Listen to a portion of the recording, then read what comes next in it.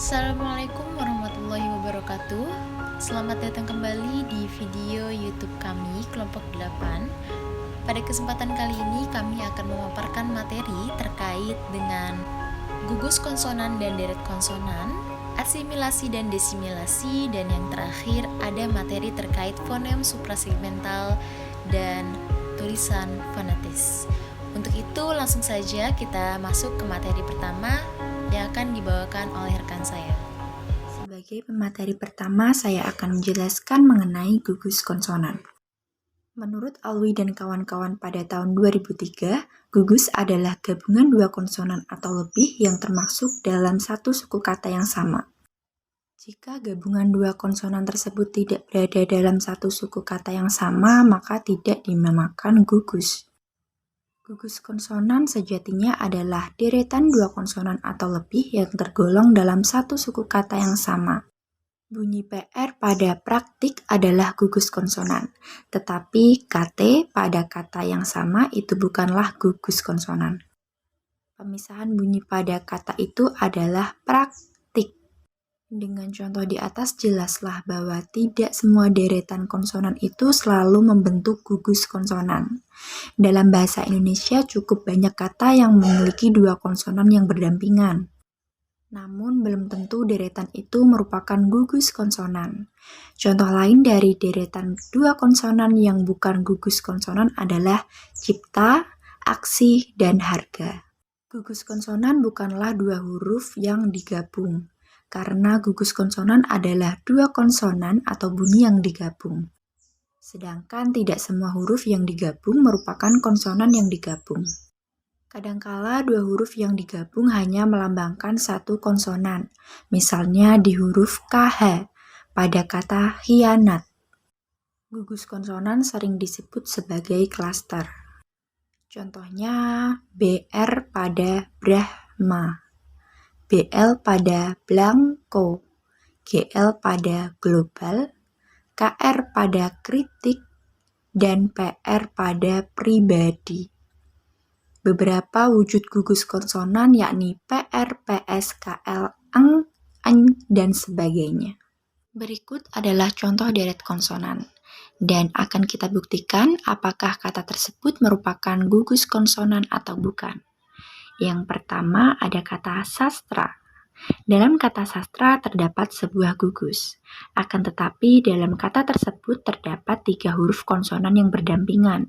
Kira-kira gugus konsonan yang benar berbentuk ST atau TR? Jawabannya adalah TR. Karena suku kata pembentuk dari kata sastra ialah sastra.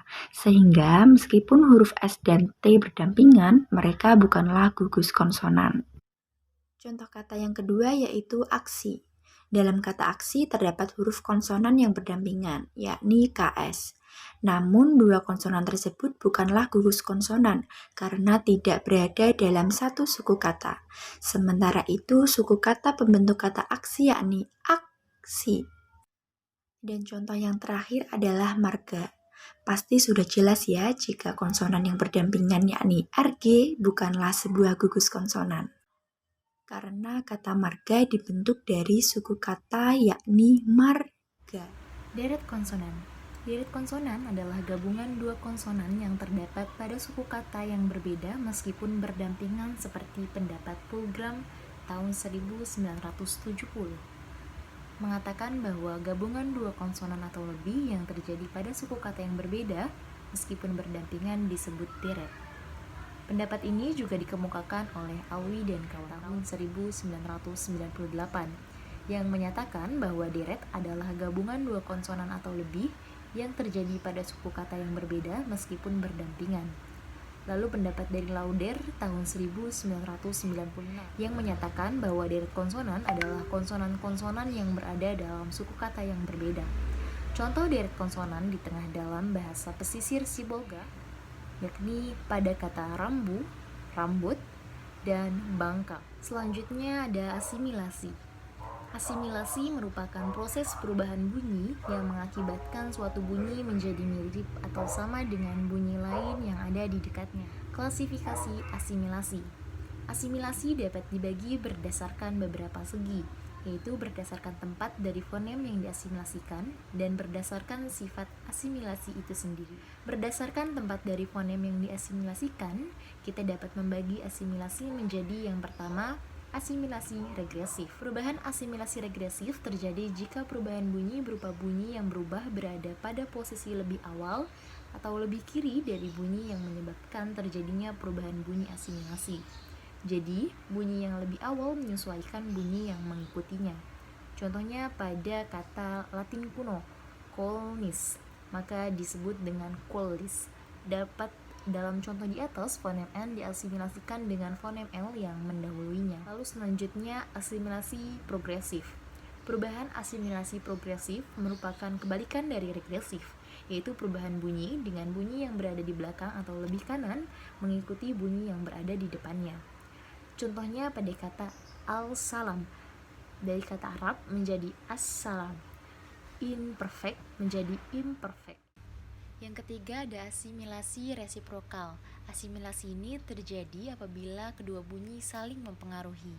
Berdasarkan sifat asimilasi itu sendiri, kita dapat membedakan asimilasi menjadi dua, yaitu asimilasi total dan asimilasi parsial. Asimilasi total. Perubahan asimilasi total adalah perubahan bunyi menjadi identik atau sama dengan yang lain, dengan mengambil semua fitur fonetiknya. Contoh, pada kata asal octo, dalam bahasa Latin, setelah terjadi asimilasi menjadi otto, yang artinya 8. Yang kedua, asimilasi parsial. Perubahan parsial adalah perubahan bunyi asimilasi dengan mengakuisisi beberapa ciri bunyi yang diikuti, tetapi tidak menjadi sepenuhnya. Selanjutnya ada disimilasi. Disimilasi merupakan kebalikan dari asimilasi. Disimilasi merupakan perubahan bunyi dari dua bunyi yang sama atau mirip menjadi bunyi yang tidak sama atau berbeda. Berikut adalah beberapa contoh perubahan disimilasi. Yang pertama, kata asal chimney setelah terjadi disimilasi menjadi chimney, artinya cerobong asap. Yang kedua, kata afsah setelah terjadi disimilasi menjadi absah, artinya sah. Yang ketiga, kata asal sarjana setelah terjadi disimilasi menjadi sarjana. Proses disimilasi terjadi dengan jelas pada contoh kata-kata di atas. Bunyi yang sama yaitu J dan J pada kata sarjana, salah satunya diubah menjadi bunyi yang tidak sama, yaitu R, sehingga menjadi sarjana. Proses yang mirip juga terjadi pada kata afsah. Bunyi F dan S adalah dua bunyi yang memiliki kemiripan. Bunyi F dan S sama-sama merupakan bunyi geser. Kedua bunyi yang sama-sama berupa bunyi geser, kemudian diubah salah satunya, yaitu bunyi F diubah menjadi B yang merupakan bunyi bilabial, sehingga menjadi kata absah.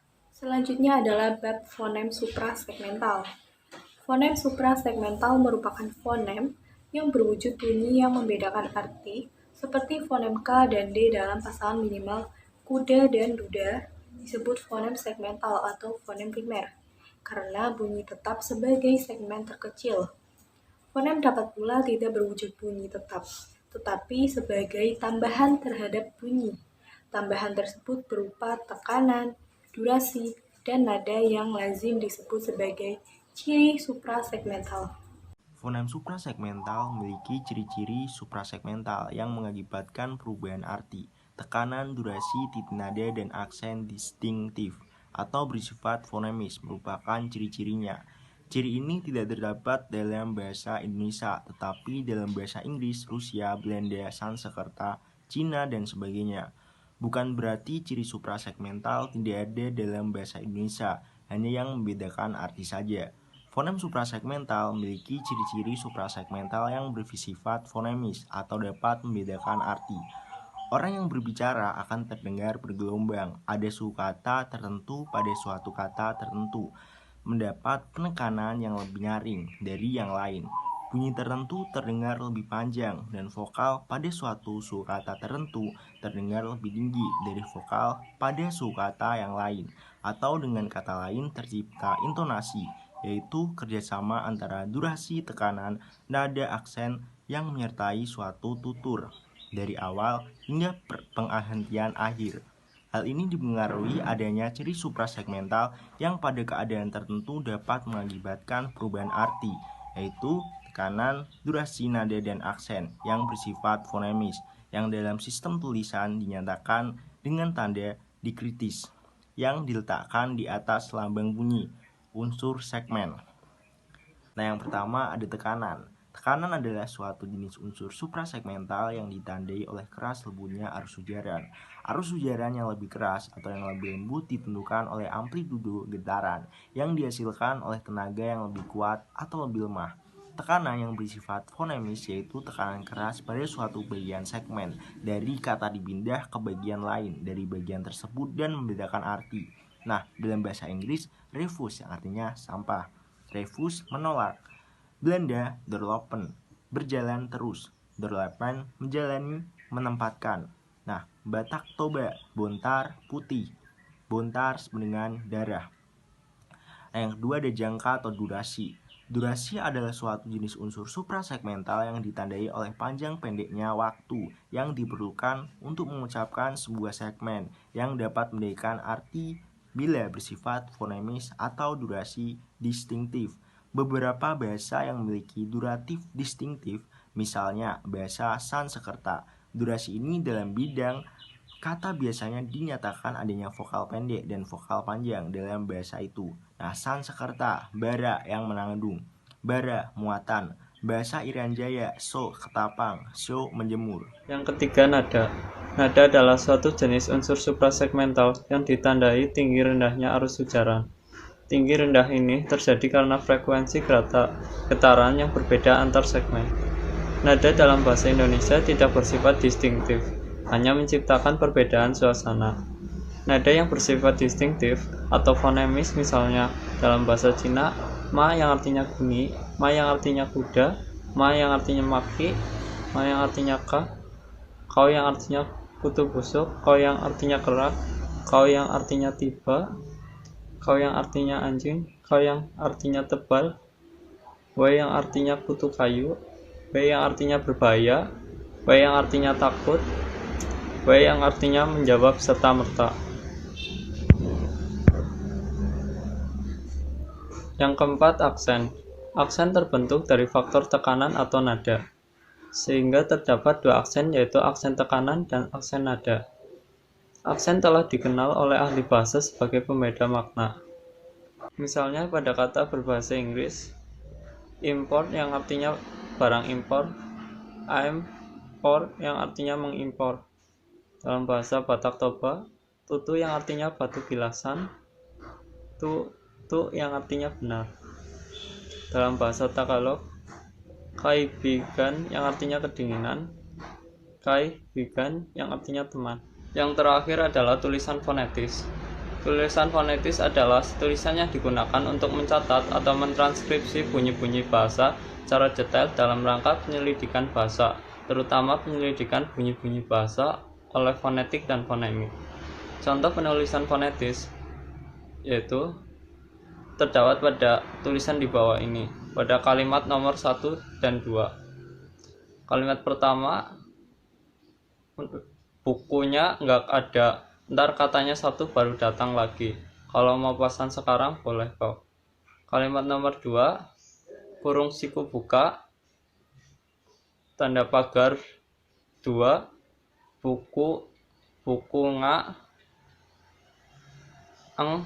gada, tanda tanya, tanda pagar 2,